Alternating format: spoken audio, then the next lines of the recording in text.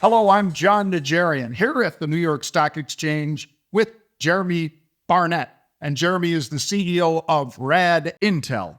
Welcome. Great to have you here at the NYSE. It's fun to be here. Appreciate you having us. What a spot and what a great backdrop. You are in one of the hottest, most mentioned, if I did a Google search right now for AI, what do you think I get? 6 or 8 million answers like that? Yeah, there's quite a few. Everybody wants to be in AI. You guys have been in AI for quite a while. I think people need to sort of understand how RAD Intel helps some of these companies, Fortune 1000 companies, do a better job of reaching their audience, of making the audience feel good about a product, or an influencer perhaps even finding the best influencer for a product. Tell me how you do that. First of all, I love talking about this stuff. Okay. So anytime we get an opportunity to be here on the New York Stock Exchange, talk about RAD AI, our product, and adoption, and how we're going about getting customers to not only buy our product, but to use our product continually, that's a very exciting thing. Our company is an artificial intelligence that has been trained to understand the language of the internet. So we have data partners like TikTok and Reddit and Pinterest and Meta, and we understand the real-time conversations that are happening on these platforms. And the reasons why we're doing that is we're helping brands make better content decisions. Right. So a brand is out there, a Fortune 1000, and I don't know if you can mention any names or not, but one of those companies comes to RAD Intel and says, okay, with what you're measuring right now, what's the best way for us to position our product to the audience that's out there? There's lots of examples of this, John. There's examples of it being done right. And there's also examples of it being done wrong. We'll talk about it being done right. One of our clients, Skechers, for example, just ran a very expensive influencer marketing program using celebrities for the Super Bowl. Tony Romo and Mr. T, validating that campaign and the information shared on that campaign was not for Gen Zs. As a matter of fact, I'd be willing to bet $1 that most Gen Zs don't even know who Mr. T is. That program was more for people that are a little bit older, we'll say over the age of 40, people like myself, that, you don't want to bend over and put your slip-ons on anymore. Right. Now you just slide in. That's right. But the important component there is when you're investing that kind of money into a program, you want to be certain that the program strategy is correct. So this is an example of it being done correctly, utilizing artificial intelligence to understand your audience and to understand the personalities that will ultimately mobilize your audience to take action. That's an example of it being done right. And when it's done wrong, it can also be valuable in terms of you ask it, what's the best way to put this product in front of the folks that are going to be the ultimate buyers? And then what shouldn't we do? And it can actually, the AI, the artificial intelligence can actually go out there and say, don't do this. You want to make certain that when you're putting content out in the marketplace, that you're putting content out that your customer is going to care about. And more importantly, if you're trying to attract a new audience, you essentially have to be authentic with the way you're attracting that new audience. The influencer side of what you do as well. You mentioned Mr. T, for instance. And it's not like Mr. T is this huge influencer out there.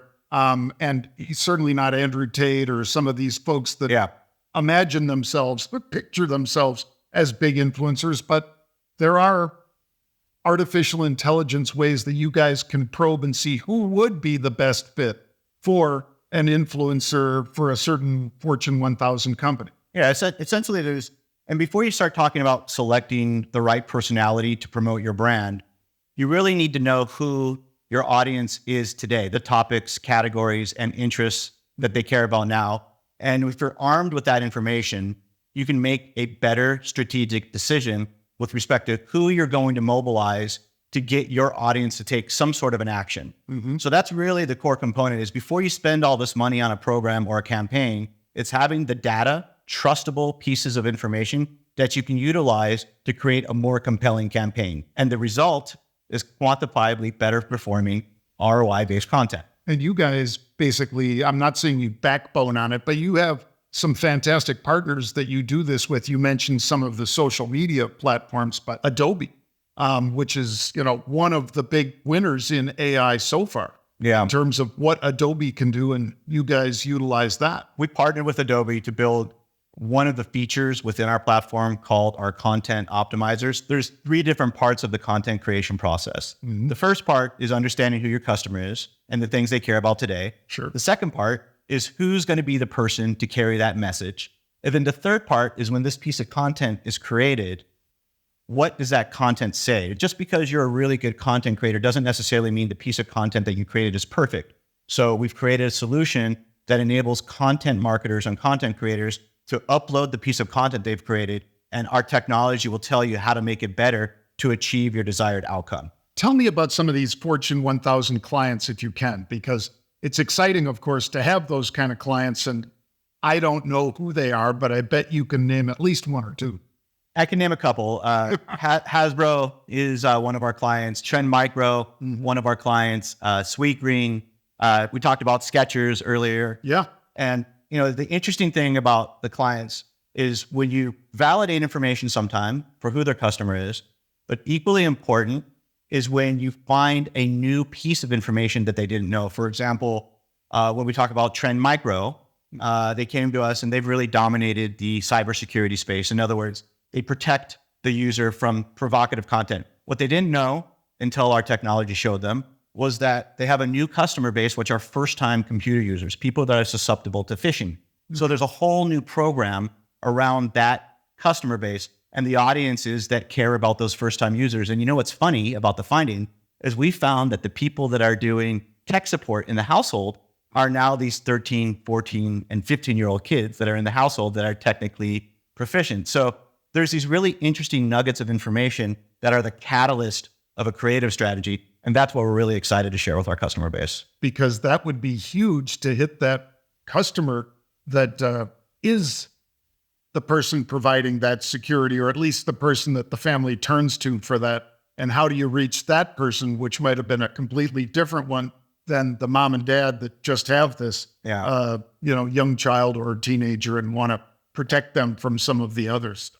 Yeah, and strategy is so important. And a lot of times it's an afterthought, or you have a really smart analyst looking at information, telling you what they feel or think about that information, which is inherently filled with bias. And what we're trying to do is give really smart people better, unbiased information so they can create content that lands with their customer base. The equity crowdfunding that you guys have done to date, over 7,500 people have already participated. In one way or another, you raised some money from large individual investors, and some has come in through the crowdfunding. Yeah, we have offering that to all the viewers right now. Well, we have. That's why we're here, right? We're on the New York Stock Exchange to do something. So yes, that's right. We have a community of 7,500 plus investors and growing. We also have in our community institutional money. Fidelity Ventures is an investor of ours. We have people on our cap table that are executives at Meta and Google and Amazon. So it's really kind of a representation, I like to say, of the world. Artificial intelligence is here to stay. We are a company that has adoption, and we're growing as a result of this really, really enthusiastic community of investors. And we're right now in the process of a fundraise. And look, it's fueling our growth. It's fueling the things that enable us to deliver real value to our customer base. Jeremy Barnett, folks, the CEO of RAD Intel. Follow the link if you'd like to be an investor in RAD Intel. Appreciate it, John. Take care of yourself, man. You too.